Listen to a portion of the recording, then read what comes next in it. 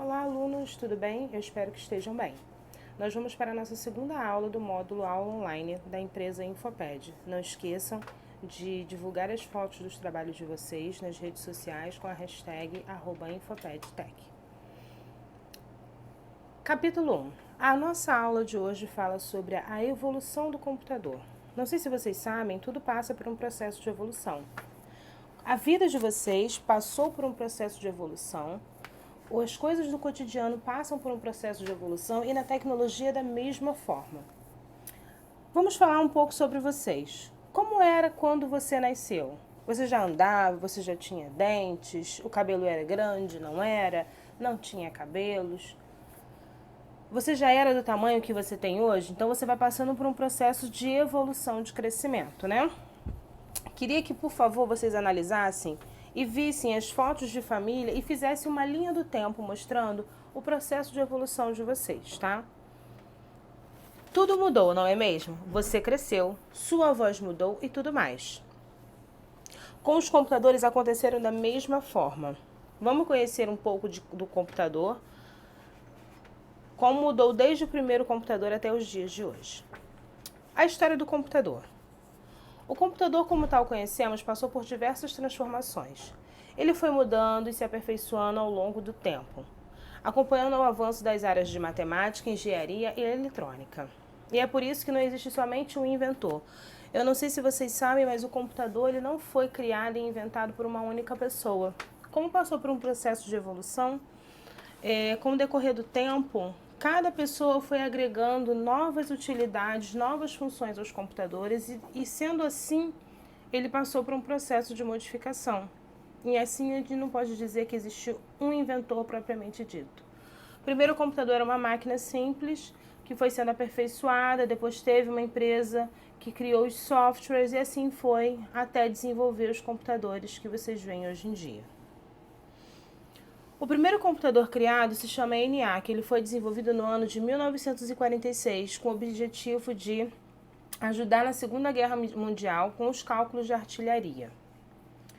Depois do ENIAC vieram outros computadores, como vocês podem ver aí. Eles foram diminuindo de tamanho. Se vocês pararem para olhar na evolução, eu vou voltar lá à imagem anterior, se vocês analisarem, o ENIAC são todas essas máquinas que estão na parede, inclusive essa parte remota aqui e várias pessoas para poder fazer a sua programação.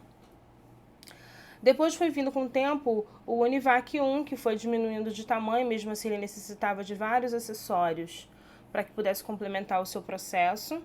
O IBM 701, que é o que veio com as teorias de que uma pessoa somente poderia programar, que era necessário uma única pessoa, e foi nessa época que as mulheres tornaram-se programadoras, porque os botões eram sensíveis e as mulheres tinham as mãos mais delicadas e por isso que elas passaram a ser as primeiras programadoras a utilizarem os computadores no ano de 1952.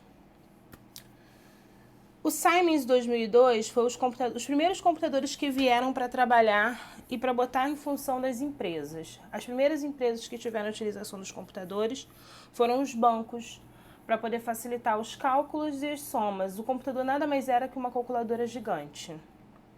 O IBM 1401 foi os primeiros computadores que tiveram as suas chances de surgimentos para televisão, para processos de empresas um pouco menores.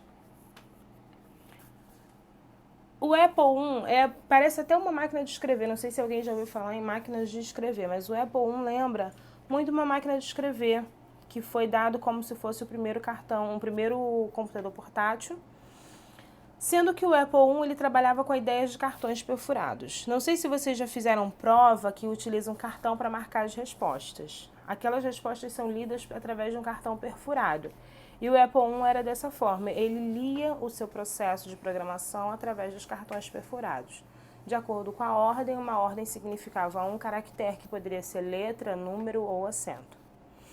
O Apple II foi os primeiros computadores de modos que a gente lembra muito do computador que a gente tem hoje em dia em casa, né? Com monitor, com teclado, mas ainda não existia o mouse. O mouse foi inventado muito depois, tanto que todas as funções do mouse podem ser feitas através do teclado. Vamos colocar em prática, gente, toda a nossa videoaula.